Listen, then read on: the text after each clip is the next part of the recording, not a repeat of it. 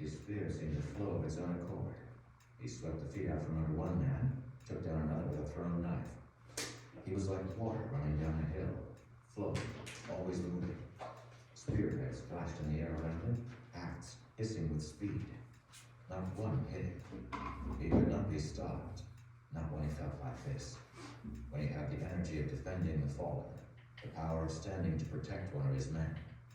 He snapped his spear into a resting position, crouching with 1 foot forward, one behind, spear held under his arm. Sweat trickled from his brow, cooled by the breeze. Oh, there hadn't been a breeze before. Now it seemed to envelop him. All 6 enemy spearmen were dead or incapacitated. Kaladin breathed in and out once, then turned to see Descend's wound. He dropped his spear beside him, kneeling. The cut wasn't that bad, though it probably pained the lad terribly. Getting out a bandage, Kaladin took the battlefield 1 quick glance. Nearby, an enemy soldier stood, but he was wounded badly enough that he wouldn't be troubled. Kaladin and the rest of Kaladin's team were clearing the area of enemy stragglers. In the near distance, an enemy light eyes of high rank was rallying a small group of soldiers for a counterattack. He wore full plate. Not sharp plate, of course, but silvery steel. A rich man, judging from his horse. In a heartbeat, Kaladin was back to binding Sen's leg, though he kept watch on the wounded enemy soldier from the corner of his eye. "Kaladin, sir," Sen exclaimed, pointing at the soldier who had stirred. Stormfather. Had the boy only just noticed the man? Had Kaladin's battle senses ever been as dull as this boy's? Dalat pushed the wounded enemy away. The rest of the squad made a ring formation around Kaladin, Dalat, and Sen. Kaladin finished his binding, then stood, picking up his spear. Dalat handed him back his knives. "Had me worried there, sir. Running off like that." "I knew you'd follow," Kaladin said. "Raise the red banner. Sin, Carter, you're going back with the boy. Dalat, hold here. Amaram's line is bulging this direction. We should be safe soon." "And you, sir?" Dalat asked. In the near distance, Allies had failed to rally enough troops. He was exposed, like a stone left behind by a stream running dry.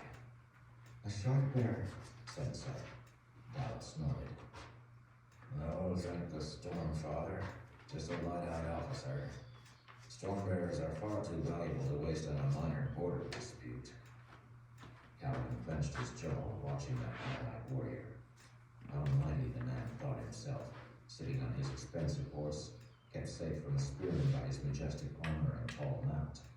He swung his mace, killing those around him. These skirmishes were caused by ones like him, greedy minor light eyes who tried to steal land while the better men were away fighting the Parshendi.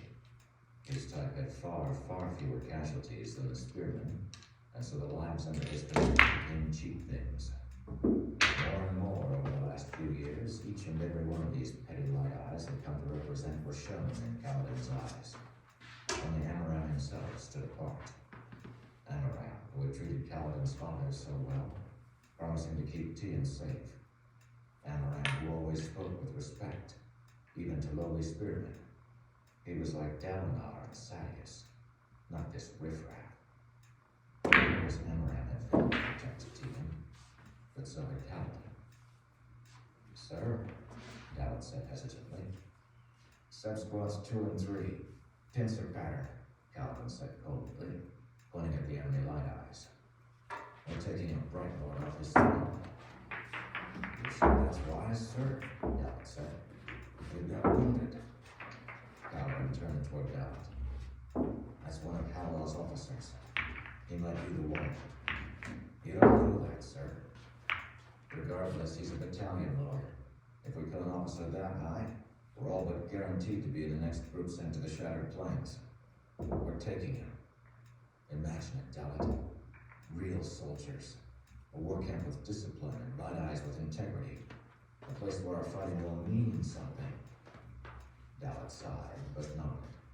At Kaladin's wave, 2 sub-squads joined him, as eager as he. Did they hit these squabbling light eyes of their own accord, or had they picked up Kaladin's loathing? The Bright Lord was surprisingly easy to take down. The problem with them, almost to a man, was that they underestimated Dark Eyes. He had a right. How many had he killed in his years? Sub-Squad 3 drew off the honor guard. Sub-Squad 2 distracted the white guys. He didn't see Kaladin approaching from a third direction. The man dropped with a knife to the eye. His face was unprotected. He screamed as he clattered to the ground, still alive. Kaladin rammed his spear down into the fallen man's face, striking 3 times as the horse galloped off. The man's honor guard panicked and fled to rejoin their army. Kaladin signaled to the 2 sub-squads by banging his spear against his shield, giving the hold position sign. They fanned out, and Short Turin, a man Kaladin had rescued from another squad, made as if to confirm that Light Eyes was dead. He was really covertly looking for spears. Stealing from the dead was strictly prohibited, but Kaladin figured that if Amaram wanted the spoils, he could Stormwell kill the enemy himself. Kaladin respected Amaram more than most, but more than any Light Eyes. But bribes weren't cheap. Turin walked up to him. Nothing, sir. Either he didn't bring any spears into battle, or he has them hidden somewhere under that breastplate. Kaladin nodded curtly, surveying the battlefield. Amaram's forces were recovering. They'd win the day before long. In fact, Amaram would probably be the surge against the enemy by now. He generally entered the battle at the end. Kaladin wiped his brow. He'd have to send for Norfi, their captain lord, to prove their kill. First, he needed those healers to... Sir, Turin said suddenly. Kaladin glanced back at the enemy lines. Stormfather, Turin exclaimed. Sir! Turin wasn't looking at the enemy lines. Kaladin spun, looking back at friendly ranks. There, bearing down through the soldiers on a horse the color of death itself, was an impossibility. The man wore shining golden armor. Perfect golden armor. As if this were what every other suit of armor had been designed to imitate. Each piece fit perfectly. There were no holes showing straps or leather. It made the rider look enormous, powerful, like a god carrying a majestic blade that should have been too big to use. It was engraved and stylized, shaped like flames in motion.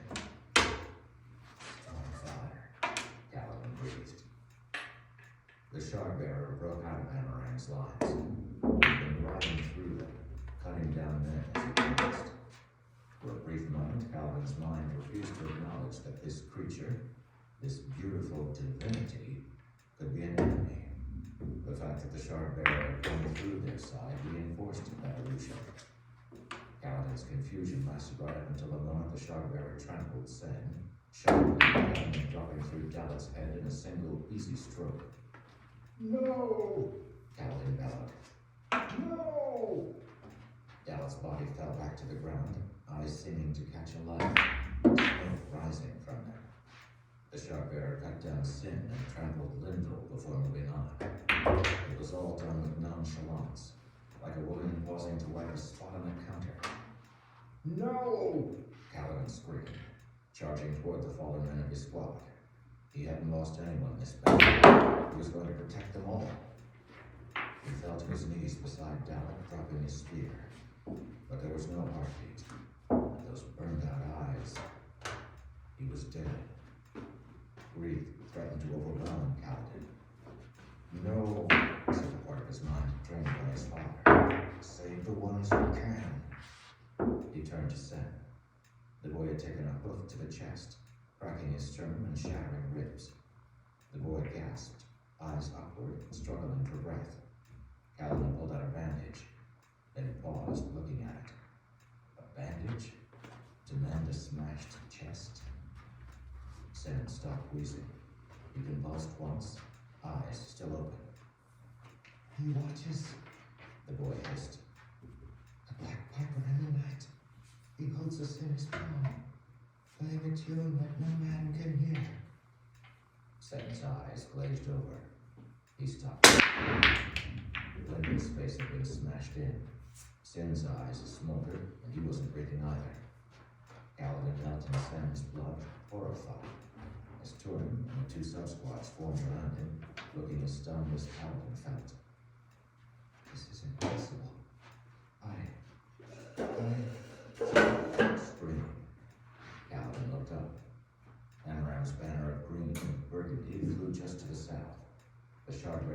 shot through Kaladin's squad, heading straight for that banner. Spearmen fled in disarray, screaming, scattering before the shard bearer. Anger boiled inside Kaladin. Turin asked. Kaladin picked up his spear and stood. His knees were covered with Sen's blood. His men regarded him, confused, worried. They stood firm in the midst of the chaos. As far as Kaladin could tell, they were the only men who weren't fleeing. The shard bearer had turned the ranks to mush. Kaladin thrust his spear to the air, then began to run. His men bellowed a war cry, falling into formation behind him, charging across the flat rocky ground. Spearmen in uniforms of both colors scrambled out of the way, dropping spears and shields. Kaladin picked up speed, legs pumping, his squad barely keeping pace. Just ahead, right before the shard bearer, a pocket of green broken land.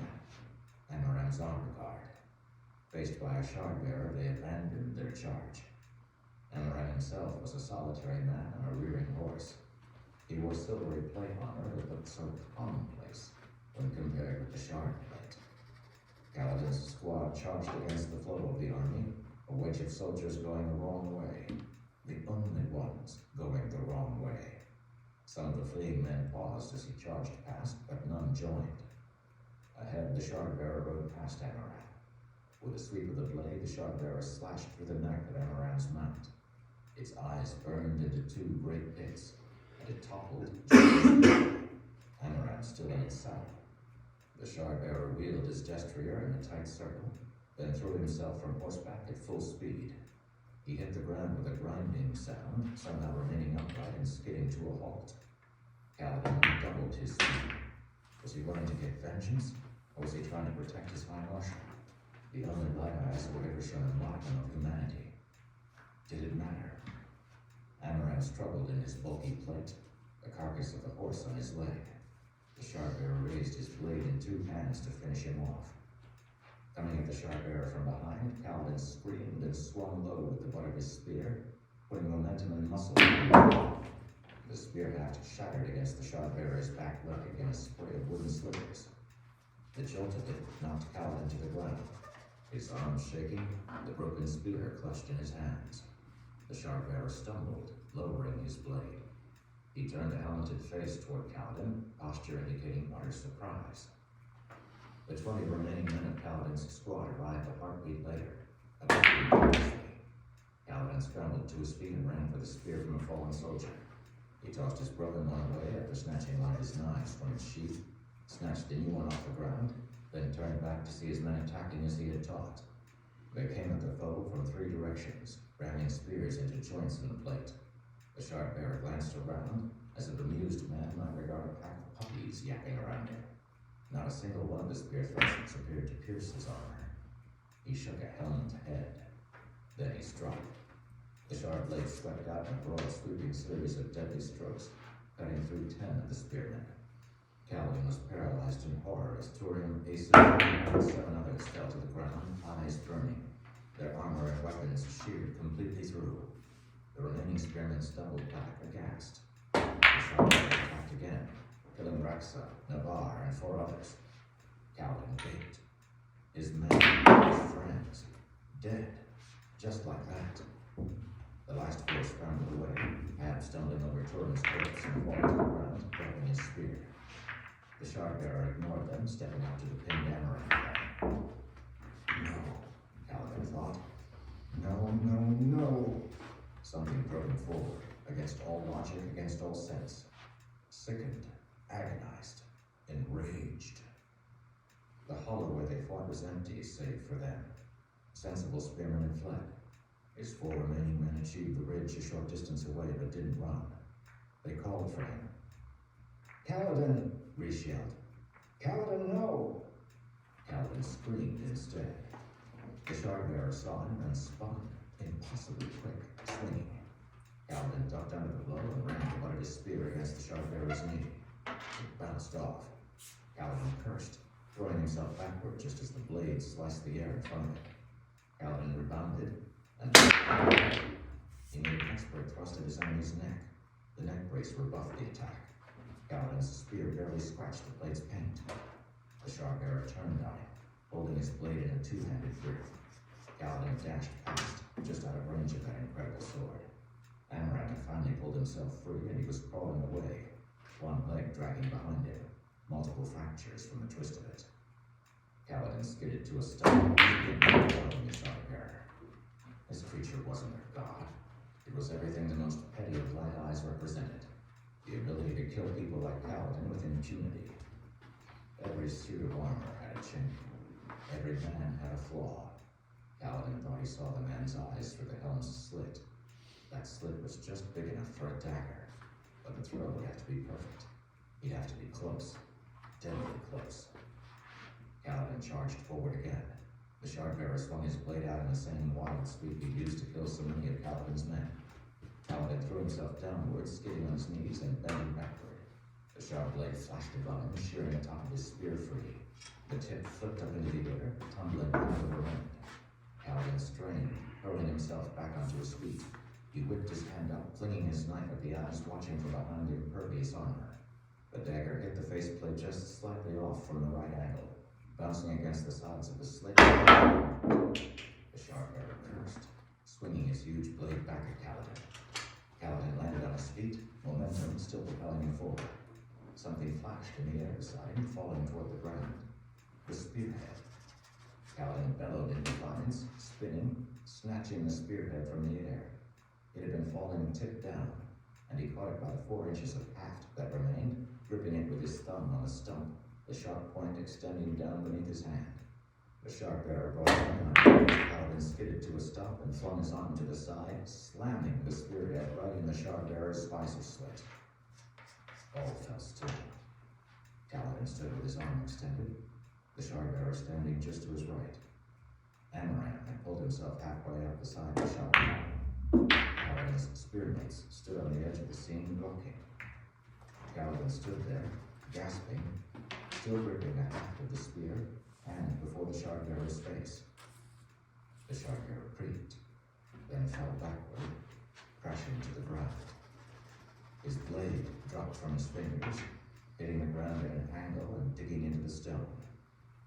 Kaladin stumbled away, feeling drained, stunned, numbed. His men rushed up, holding him in a group, staring at the fallen man. They were amazed, even a little reverent. Is he dead? Annabeth asked softly.